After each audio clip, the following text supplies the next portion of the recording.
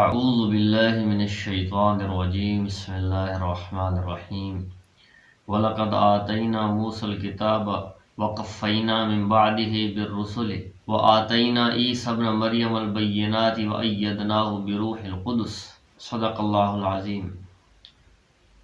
اس سے پہلے ہم سورۃ البقرہ کے رکوع نمبر 10 کی تشریحات پڑھ چکے ہیں۔ آج سے ہم شروع کریں گے سورۃ البقرہ کا رکوع نمبر 11۔ اس رکوع کے اندر کل 10 آیات ہیں۔ سب سے پہلے اس رکوع کی پہلی آیت مبارکہ دیکھیں، وَلَقَدْ آتَيْنَا مُوسَى الْكِتَابَ وَقَفَّيْنَا مِن بَعْدِهِ بِالرُّسُلِ وَآتَيْنَا عِیسَىٰ ابْنَ مَرْیَمَ الْبَیِّنَاتِ وَأَیَّدْنَاهُ بِرُوحِ الْقُدُسِ۔ اس آیت مبارکہ کا سیاق و سباق یہ ہے کہ اللہ تعالیٰ نے بنی اسرائیل پر بڑے احسان کیے، ان کو نبوت عطا کی۔ ان کے اندر اللہ تعالیٰ نے انبیاء علیہ السلام کا سلسلہ جاری فرمایا۔ تقریباً 4000 انبیاء علیہ السلام حضرت یعقوب علیہ السلام کی اولاد میں آئے ہیں۔ ان انبیاء میں موسیٰ علیہ السلام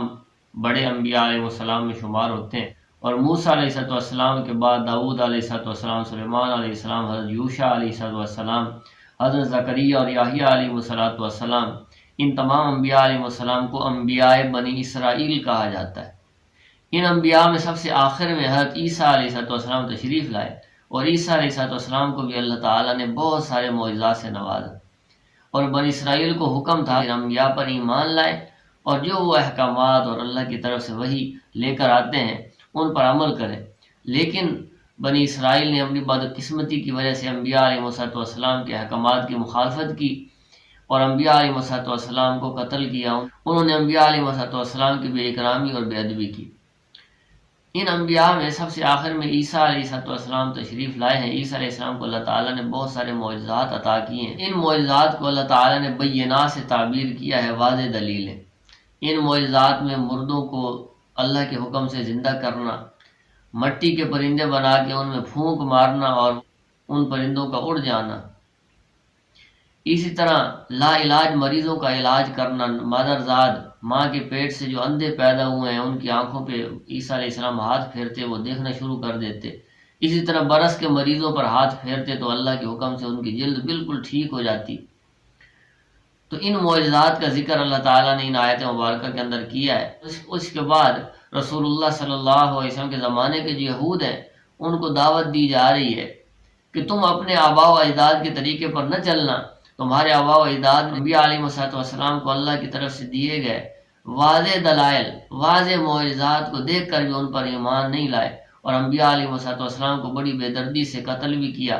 جیسے زکریا علیہ السلام اور یحییٰ علیہ السلام کو انہوں نے ظالمانہ طریقے سے قتل اور شہید کیا۔ تو میرا نبی تمہارے پاس آنے والا ہے، میرا نبی تمہارے پاس آیا ہے، نبی آخر الزمان ہے، اس کی نشانی بھی تمہاری آسمانی کتابوں میں موجود ہے، اس پر ایمان لے آؤ۔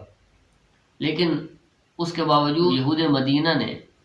رسول اللہ صلی اللہ علیہ وسلم کی مخالفت کی، ان میں سے بہت کم ایمان لایا۔ اس پہلی آیت کے اندر یہود کے اس برے سلوک اور برے رویے کا ذکر کیا ہے کہ انبیاء علیہ السلام ان کے پاس وحی لے کر آتے اور ان کو اللہ کی طرف بلاتے، لیکن یہ ان کی مخالفت بھی کرتے۔ ایک تو یہ کہ ان احکامات کو ماننے سے انکار کر دیتے، جو حکم ان کی مرضی اور خواہش کے مطابق ہوتا اس پر تو عمل کرتے، لیکن جو حکم ان کی خواہش اور مرضی کے مطابق نہ ہوتا اس کی مخالفت بھی کرتے،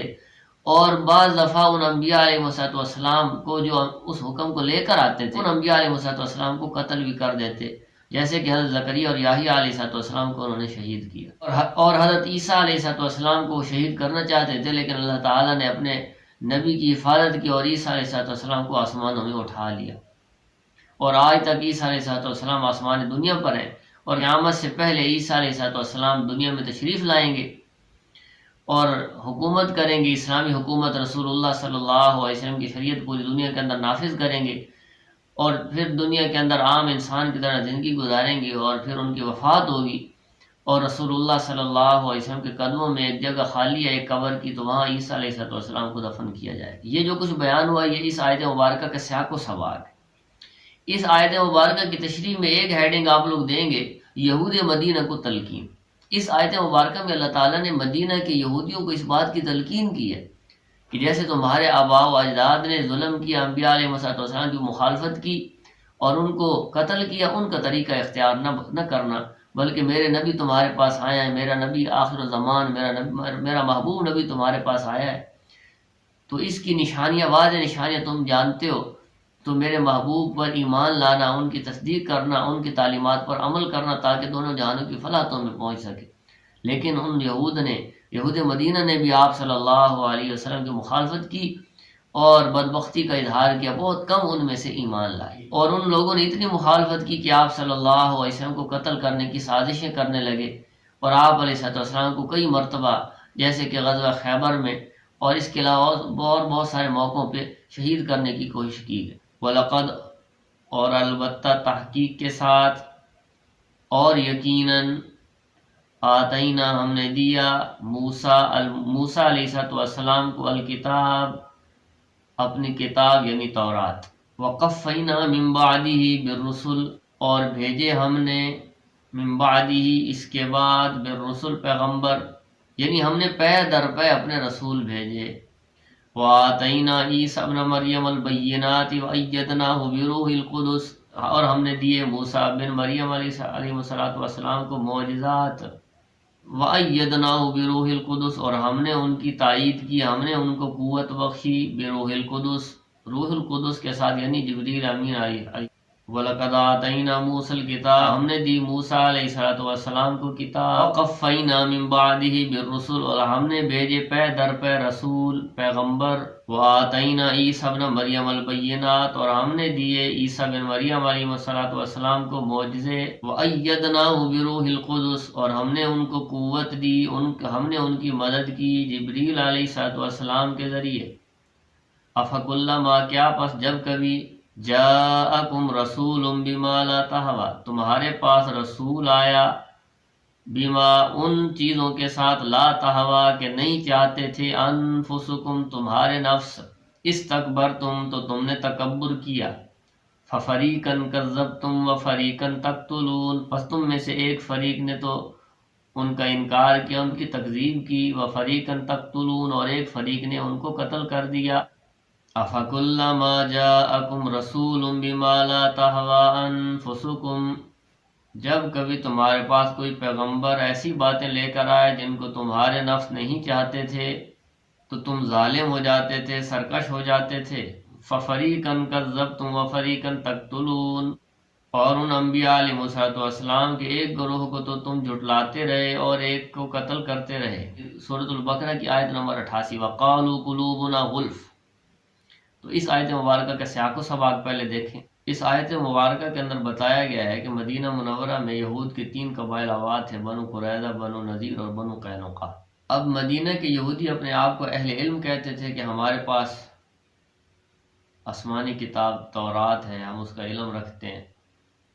اور اسی کی وجہ سے فخر بھی کرتے تھے، اور دوسرے عرب بھی ان یہودیوں کی اسی وجہ سے عزت کرتے تھے کہ تھا، اور ان کا یہ باطل گمان تھا کہ ان کے پاس جو علوم ہے وہ ان کے لیے کافی ہیں، اب ان کو اور کسی قسم کی ہدایت کی ضرورت نہیں ہے، اور کسی قسم کی وحی کی ضرورت نہیں ہے۔ اسی وجہ سے وہ نبی کریم صلی اللہ علیہ وسلم کی کوششوں اور آپ کی دعوت کو بھی ٹھکرا دیتے تھے، اور آپ علیہ السلام پر ایمان نہیں لاتے تھے۔ وہ کہتے تھے کہ ہم تو کامل ہیں، ہمارے نظریات، ہمارے اعمال بالکل درست ہیں، اور ہم جنتی ہیں۔